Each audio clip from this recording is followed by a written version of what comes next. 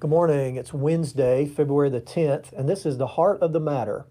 Do you remember as a kid making someone a promise, but then not keeping that promise? And when you were called out on that, you said, "But I had my fingers crossed." For some reason, the act of crossing your fingers came to be seen as a way to get out of doing what you said that you would do. In other words, it let us off the hook for lying about something. That's what we did as children.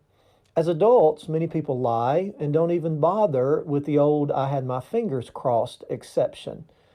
Let's face it, most people are not very honest. Most people don't tell the truth. Most people don't keep their word.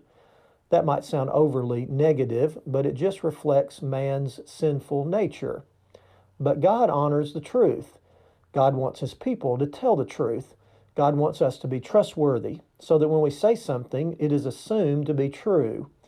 But in Jesus' day, people had developed this way of crossing their fingers that let them off the hook for lying and not keeping their word.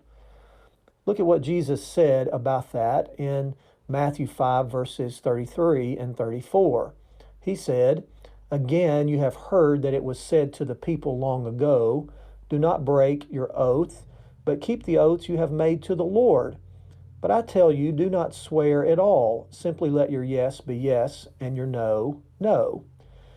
The teachers in that day told the people that as long as they didn't make an oath to the Lord when they made a promise, then they didn't have to keep that promise. As long as they didn't say those words, an oath to the Lord, it was like crossing your fingers and you were off the hook for not keeping your word. Most people today don't even bother with those pretenses. They just lie at will, it seems. Of course, we are called as Jesus followers to be radically different than the world.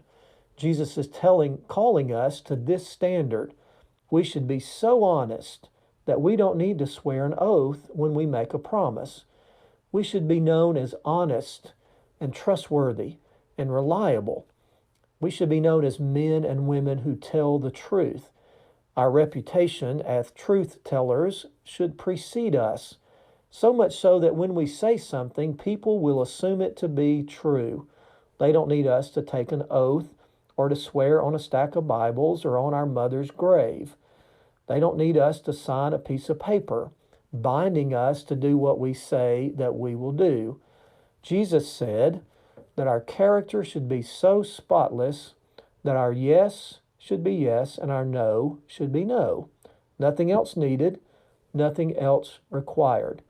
Does that describe you as a follower of Jesus? Does that describe me? Are we that trustworthy?